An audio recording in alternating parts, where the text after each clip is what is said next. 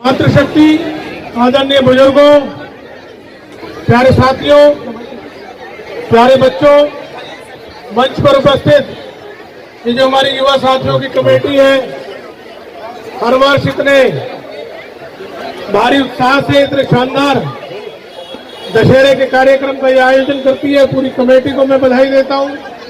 आप सभी को लंका दहन की मैं बधाई देता हूँ।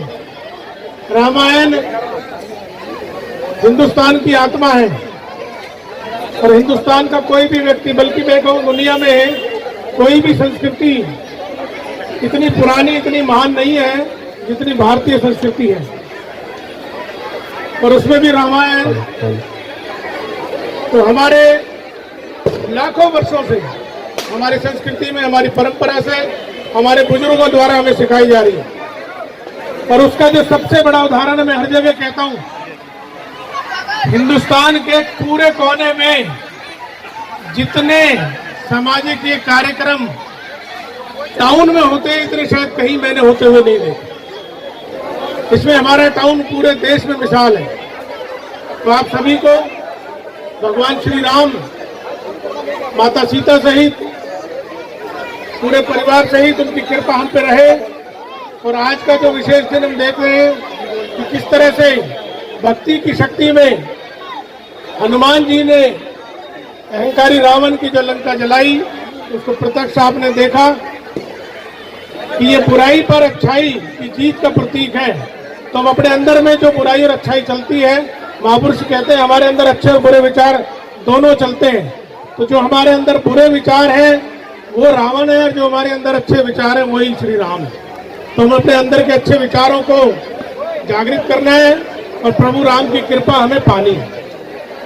दूसरा, ये कार्यक्रम तो हो गया, लेकिन हमारे इस शहर की जो सबसे बड़ी शोभा, आज से नहीं 50 साल से भी ज्यादा हो गए, जो सबसे बड़ी शोभा थी वो दशहरा में हमारा दशहरा मैदान में बनता, पूरे हिंदुस्तान में मशहूर। आज मुझे लगता है 7 साल हो गए जो लोग भगवान श्री राम के नाम पे वोट मांग रहे हैं, 7 साल से फरीदाबाद में दशहरा नहीं मनाने दे रहे। और इस बार भी भाई ऐसी क्या दिक्कत है, पूरे प्रदेश में मनाया जा रहा है, पूरे देश में मनाया जा रहा है, फरीदाबाद में आज भी शोभा यात्रा भी नहीं निकल रही। तो बहुत दुख की बात है। लेकिन जैसा कि रामायण के समय में मैं बताऊं थोड़ा सा दृष्टांत, उन्होंने कहा कि भाई रावण इतना पापी हो गया है कि स्वयं माता सीता का भी हरण कर लिया और उसके बावजूद भी अभी जिंदा है, क्योंकि माता पूरे 1 साल 13 महीने उसके कैद में रही है रावण की अशोक वाटिका में। कि उनको हरण करने के बाद तो ये एक क्षण भी जिंदा रहना नहीं चाहिए था।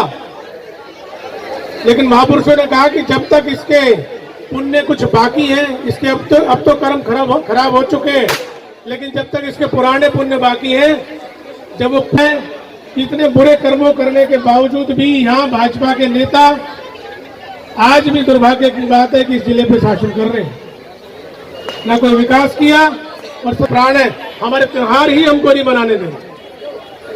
पर वही महापुरुषों की बात याद आ रही है कि अभी कोई ना कोई इनका छोटा मोटा पाप का घड़ा भरना बाकी रह गया। बहुत दुख की बात है।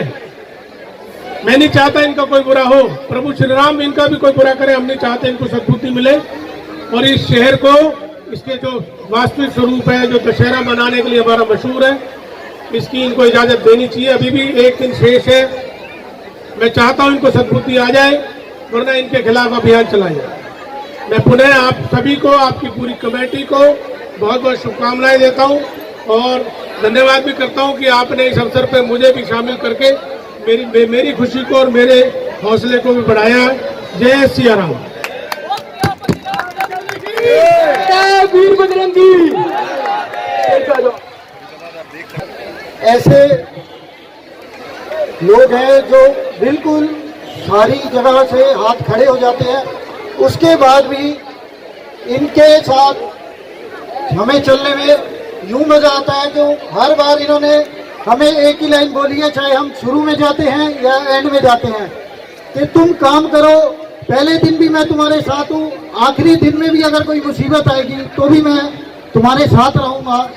ये इनकी बहुत बड़ी खासियत है कि कभी भी हमें किसी भी पद पर नीचा नहीं होने देते, कहीं भी हमें झुकने नहीं देते। ये यही कहते हैं कि तुम आगे बढ़ो, किसी भी चीज की, धन की हो गई, प्यार की हो गई, कहीं खड़े होने की, इज्जत की हो गई, ये हमेशा हमारे साथ रहते हैं। बहुत बहुत धन्यवाद विजय प्रताप जी। और परसों यहाँ दशहरे का भी कार्यक्रम है, मुझे बताया गया है, बड़ी खुशी की बात है और आप सबने आना है। धन्यवाद।